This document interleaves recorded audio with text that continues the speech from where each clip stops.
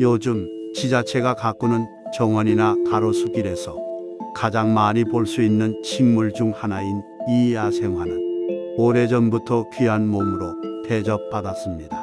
옛날에는 뛰어난 약효로 널리 알려졌으며 진시황이 찾아 헤맨 불로초로 추정하고 있습니다.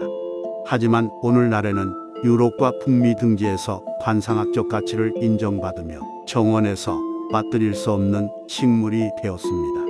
국내에서도 관광객을 끌어들이는 명소에는 이 식물이 당당하게 자리 잡고 있으며 특히 여름에 찬란한 햇살을 받으며 넘실대는 보랏빛 물결로 사람들의 마음을 사로잡는 아름다운 야생화입니다. 더K 야생화 채널에 오신 것을 진심으로 환영합니다. 오늘은 오랫동안 약재로 쓰였던 맹문동의 관상학적 가치에 관해서 이야기해 보려 합니다.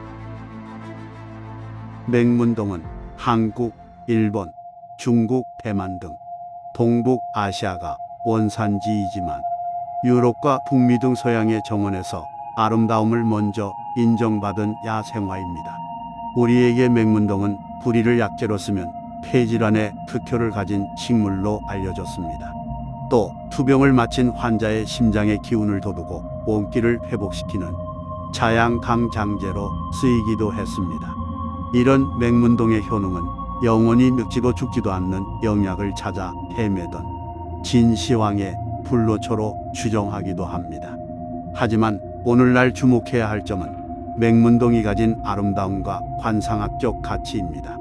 먼저 맹문동이라는 이름에도 이 식물의 단아한 모습이 담겨 있습니다. 맹문은 보리를 뜻하는 맥과 집안을 뜻하는 문이 합쳐진 말로 새파란 보리 새싹을 닮은 맹문동 무리를 상징합니다.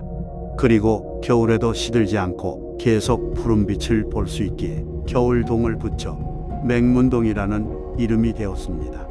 이처럼 맹문동 잎은 사계절 내내 청초한 녹색으로 단아한 모습을 보여줘 마치 야생의 피는 동양난 같은 고고한 풍경을 연출합니다.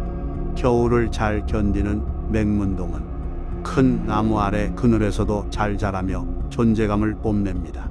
광택이 있는 푸른 잎은 주변 풍경과 수수하게 잘 어울리고 짙은 보랏빛 꽃의 매혹적인 자태는 저보다 수백 배 큰 나무보다 먼저 눈길을 끕니다. 지자체가 가꾸는 메타세코이아, 마로니에 나무 등의 숲길에서 열병하듯 핀 백문동을 볼 수 있는 것도 풍성하게 색감을 더해주기 때문입니다. 이 때문에 아파트 정원에서 맹문동이 차지하는 비중도 점점 높아지고 있습니다. 서양에서는 처음부터 맹문동의 관상용 식물로서의 가치를 알아봤습니다. 동양난을 연상케 하는 푸르고 뾰족한 잎, 작지만 강렬한 색을 뽐내는 꽃, 그리고 겨울과 그늘에 지지 않는 맹문동의 강인한 인내를 통해 동양의 신비로움을 떠올린 것입니다. 그 결과 영국의 왕리본예협회에서는 맹문동의 한 품종인 맹문동 무스카리를 정원 공로상 리스트에 포함했습니다. 이는 맹문동의 아름다움뿐 아니라 병충해를 잘 견디는 내성과 유지 비용 등 다양한 특성을 고려했을 때 관상용 정원 식물로 탁월한 선택이라는 것을 의미합니다.